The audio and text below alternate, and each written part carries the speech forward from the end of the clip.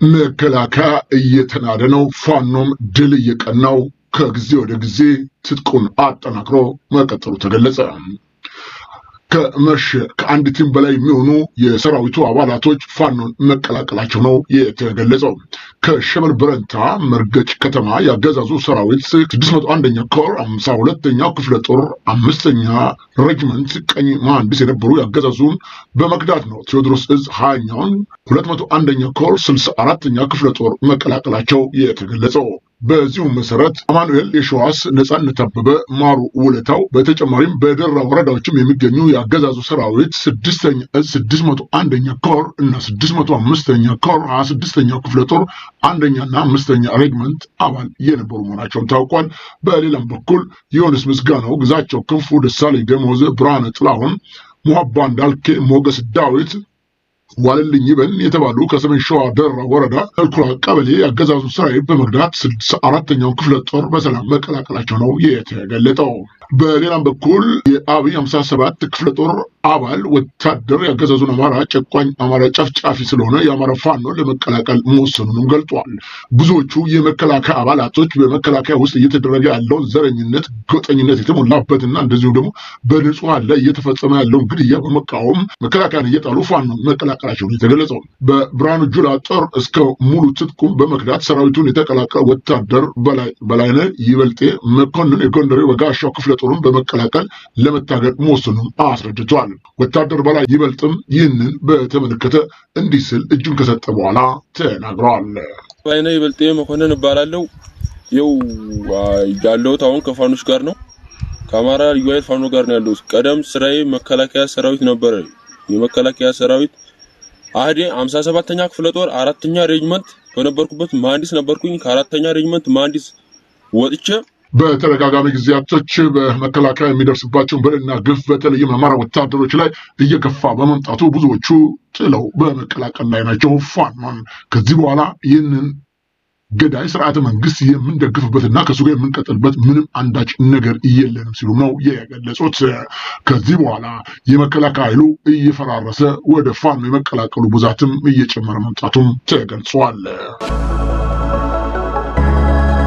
በደፈጣ ጥቃት ፖሊሶች ላይ እርምጃ ተወሰደ።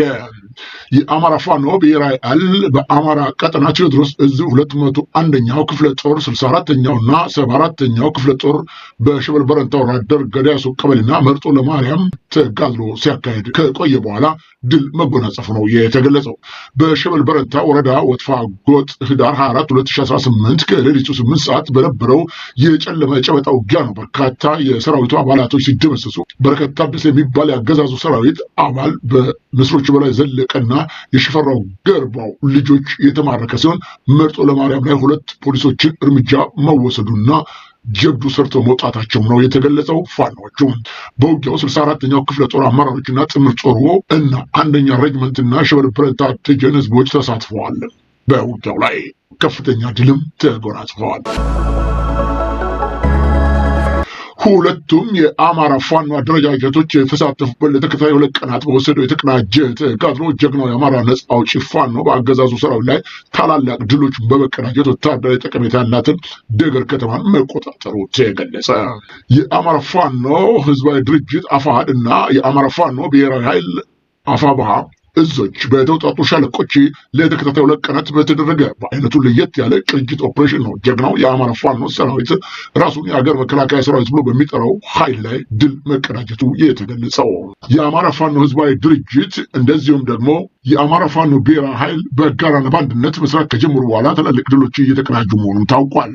የመከላከያ ኃይል ያለ የሌለ ኃይሉን ከጃማ ዶጎሎ ከከላ ወረዳ እንዲሁም ከደሴ ከተማ ወደ አገር ከተማ በማንቀሳቀስ ነው በጀግናው የአማራ ፋኖ ቅንጅት ኦፕሬሽን እስከ ምሽቱ 4 ሰዓት ድረስ በተደረገ ከፍተኛ ውጊያ ጠላት ከፍተኛ ኪሳራ ያስተናገደ ሲሆን አዳሩን ጨምሮ በተካሄደው ከፍተኛ ውጊያ የአገዛዙ ሰራዊት የሻለቃ መሪውን ጨምሮ በርካቶች ሙትና ቁስለኛ ሲሆኑ ጠላት በሚጠቀምባቸው አንዳንድ የቡድን መሳሪያዎች ድሽቃን በነበልባሉ ሰራዊት ከጥቅም ውጭ መሆናቸው ታውቋል።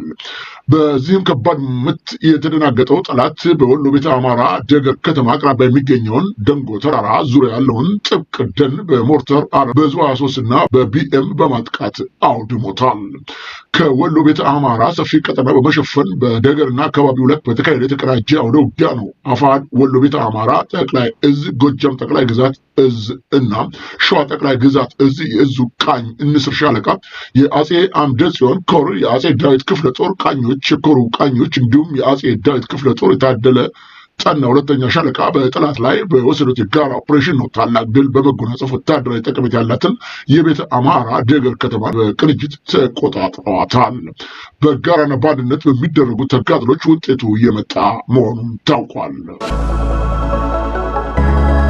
በምስራቅ ሐረርጌ ሀገረ ስብከት መርቲ ወረዳ የሚገኘው በፈቀላ ቀበሌ የ60 ዓመቱ አቶ ጌታሁን ገብረመድህን ትላንትና ማታ በ2 ሰዓት መገደላቸው ተገለጸ። አርሲ ዛሬም በኦርቶዶክስ ላይ ጭካኔ ያለበት ውሳኔ እየወሰኑ እየተገደሉ ነው።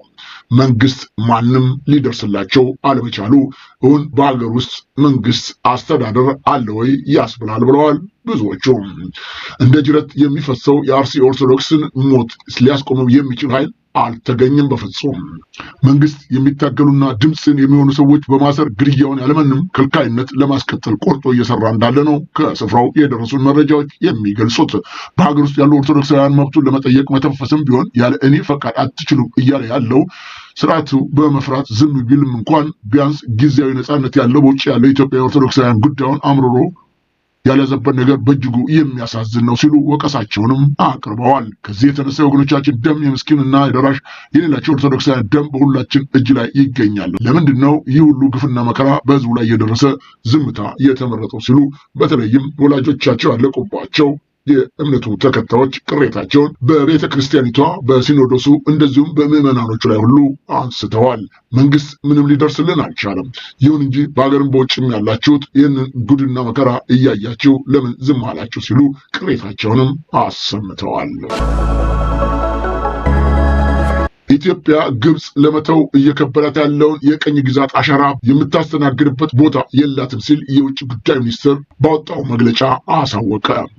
ሚኒስትሩ በማህበራዊ ሚዲያው በጋራ ጽሑፉ የግብፅን ባለስልጣናት ከኢትዮጵያ ጋር ውይይት በመሸሽ የተሸሸጉና ያልተሸሸጉ ማስፈራሪያዎችን የሚፈጽማቸው መግለጫዎች የግብፅ መንግስት የ21ኛውን ክፍለ ዘመን እውነታዎችን ለመቀበል አለመቻሉ የሚያሳዩ መግለጫዎች ናቸውም ሲል ተችቷል። በቆየ የቀኝ ግዛት ዘመን አስተሳሰብ የተጠመቁ አንዳንድ የግብፅ ባለስልጣናት በናይል ወንዝ ውሃ ላይ ብቸኛ ባለቤትነት ያላቸው ይመስላቸዋል። ለዚህም ነው የቀኝ ግዛት ዘመን ስምምነቶችን ይጠቅሳሉ የተባሉት።